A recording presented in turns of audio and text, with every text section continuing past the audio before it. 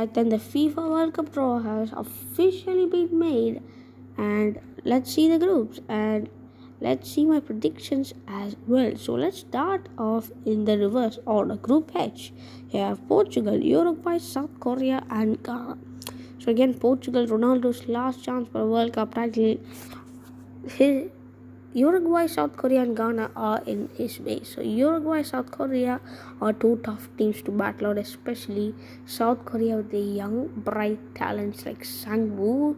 Is he young? I don't know, man. That left back from South Korea is amazing. Sang-woo, Hyung-min-sun, of course, in his prime.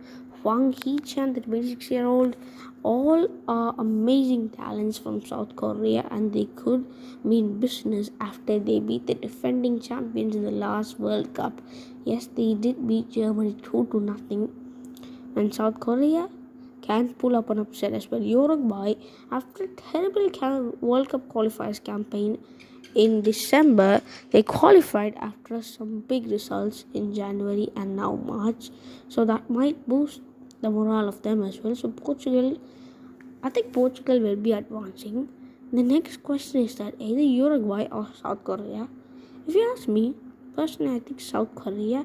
Even though Uruguay has that deadly combination of Suarez and Cavani, they have Fede Valverde, Ronaldo Araujo, Diego Godin, and is it keeper Muslera? Yeah, Muslera has been doing some great saves as well for the Turkish side, even though it's not playing since January after the arrival of Iñaki Peña on loan from Barcelona. But I think Portugal and South Korea will be qualifying. Ghana, I mean, Thomas Partey sent them through on extra time. Sorry, not on extra time. I don't know. On away goals rule, Ghana did come through, but I think they're going to finish rock bottom in this group. Anyways, let's move on to the next group. Group G, Brazil, Switzerland, Serbia, and Cameroon. So that's another interesting group. Switzerland and Serbia. These two teams upsetted their group. Their favorites to win the group and qualified. I mean, Switzerland did upset Italy and then qualified for the World Cup directly, and Italy were kicked out of the World Cup by North Macedonia. And then Serbia surprised Portugal, but Portugal are still in the World Cup, so there's no surprise in that. Brazil and Cameroon as well. Cameroon rely heavily on Toko Ekambi to produce another one, and Andre Onana as well. I mean, like, this team I don't think they can advance to the knockouts. Who knows, maybe they could do a Costa Rica of 2014. But this group is simple. Brazil and Switzerland are going through, no doubt in that. So Group F, you have Belgium, Croatia, Morocco, and Canada. Canada making the World Cup after 36 years. Yeah, it might be a dream for the Canadians, seeing Alphonso Davies is back as well. Jonathan David. They do have a bunch of really good young talents, and I will not be surprised if they upset like Croatia or somebody like that. Belgium, I mean, they're Tottenham of international football, if you ask me, because the golden generation just fails to deliver during the knockout stages. They did progress till the quarterfinals, but then the thing just keeps happening again and again. In Belgium, lost to England in the World Cup semi-finals last time. They got third place, but this trend just continues. They just impress, go through to the knockouts, and then bottle it. I mean, like, yeah, they are the new England, I believe, but this golden generation is slightly fading away from their prime. They are moving into their old 30s. So yeah, but Belgium should top this group easily. Croatia, on the other hand, again carried by Luka Modric, Ivan Rakitic as well. So they are never aging midfield duo. Morocco again have some serious young talents like Yusuf, and to be honest, he's not a young talent, but he's a poach. I mean, like, he's one of the best strikers in La Liga. Yusuf and Messi, they have up there as well an up and coming Barcelona talent. He rejected the Spain offer as well, under 21 offer, so that might be nice. And Canada could pull a few springs here and there and upset either Morocco or even Croatia and qualify, but for the large part, Group F should be Belgium and Croatia. So let's move on to the next one. Group B. Spain, Germany, Japan win off Intercontinental Playoff 2, which is Costa Rica or New Zealand. Good luck, Costa Rica or New Zealand, because you're placed in the group of death. So Spain and Germany in the same group itself is big, and then Japan, a quality side from Asia with the likes of Takumi Minamino, Takefusa Kubo, and you name them, Kawashima as well. They did bottle it against Belgium in 2018, but still they scored 2 goals against Belgium. So good luck with that. Germany, with the recent form, they were pretty terrible at the Euros. Let's just be real. Even though they beat that Portugal side 4-2, that's that Portugal side they beat 4-2, not any other side. They were terrible against France in the Euros. So let's just be honest. So I'm not gonna be surprised if Japan make it through over Germany. Yeah, okay, I'm saying this in Group B, Spain and Japan will be going through. Germany are not going through. So Costa Rica and New Zealand would have it tough in this group, as this is the group of death according to me, because of the quality in this group is just amazing.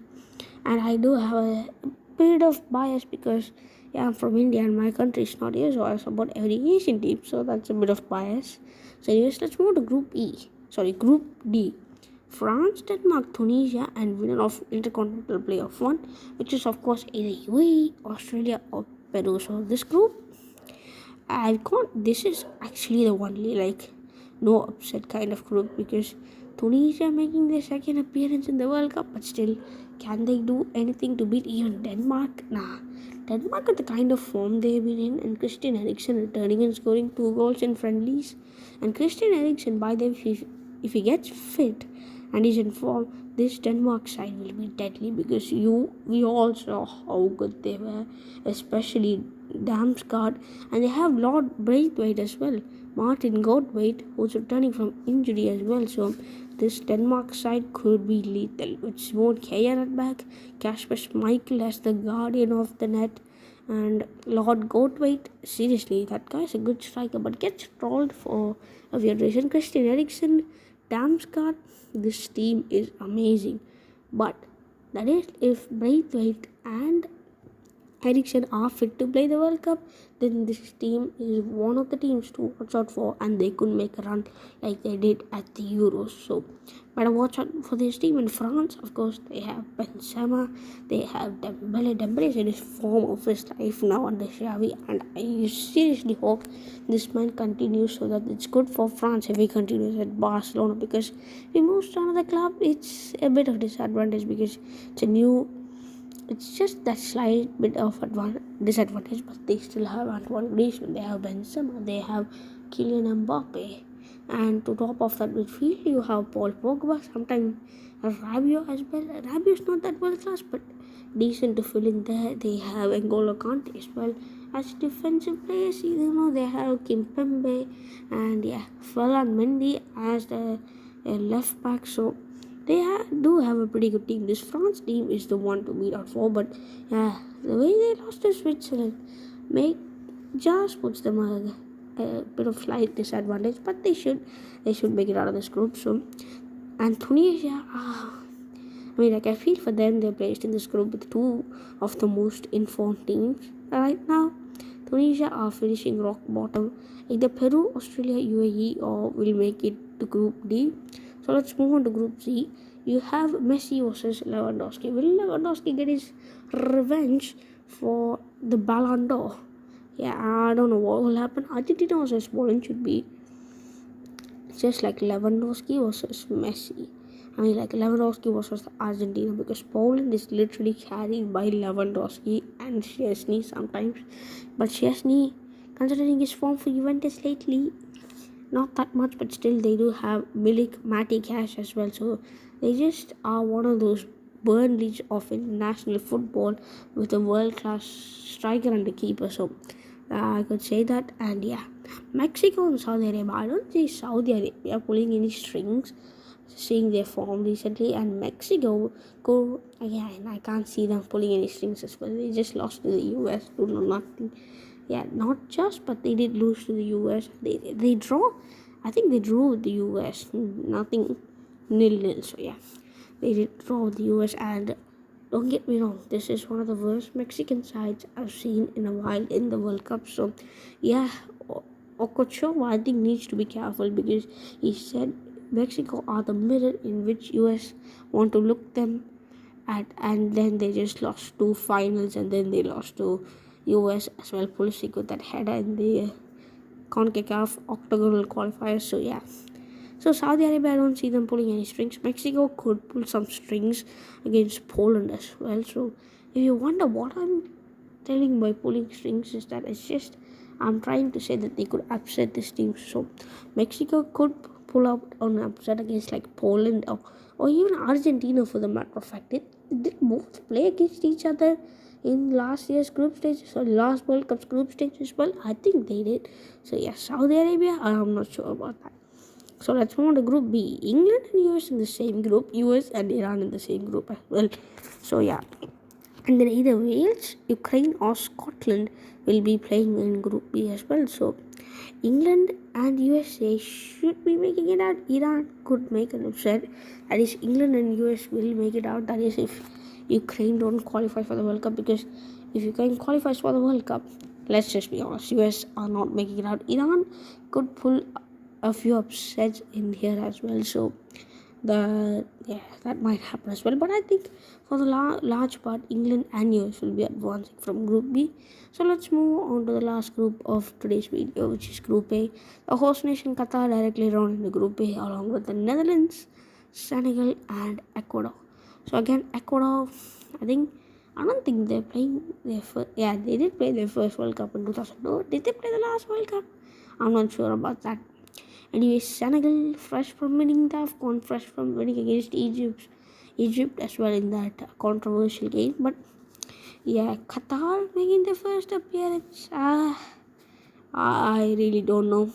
I really don't know what Qatar, because seeing their form lately, I last saw Qatar in the 2019 AFC Asian Cup where they beat Japan, but I don't know about Qatar, man. I mean, like, I saw them against India last year. They did take a lot of shots, but yeah, our wall, Gurpreet Singh Sandhu just denied a lot of them. That goalkeeper was just the GOAT of every goalkeeper in the game against Qatar. If you have not watched that game, search India 0, Qatar 0. Just look at how many chances Qatar got, and this goalkeeper just saved literally every shot. He did not concede a goal. With that type of goalkeeping and with that type of defense, I thought India would make it out of the group, but they did scumble to Oman and they drew against with Afghanistan and Bangladesh. So if you drew with those teams, how do you expect us to make it through? So yeah, but if you're not watched that highlight still, go and watch that. I recommend that because that is one of the best goalkeeping performances I've ever seen. So let's move on to the present. So Senegal, I think Netherlands and Senegal will advance. Senegal have got an easier group this time. Ecuador and Qatar. So I'm not so sure about these teams. Ecuador did make the semi-finals, I think, of the Copa America. So watch out for them. They could pull up a upset here or there. So the opening match of the World Cup will be between Qatar and Ecuador. So on November 21st, Ecuador versus Qatar will be the opening match of the World Cup. And so thanks for watching this video, and who do you think will win the World Cup? So far I made my predictions. Put your predictions down below in the comments, and thanks for watching, and adios.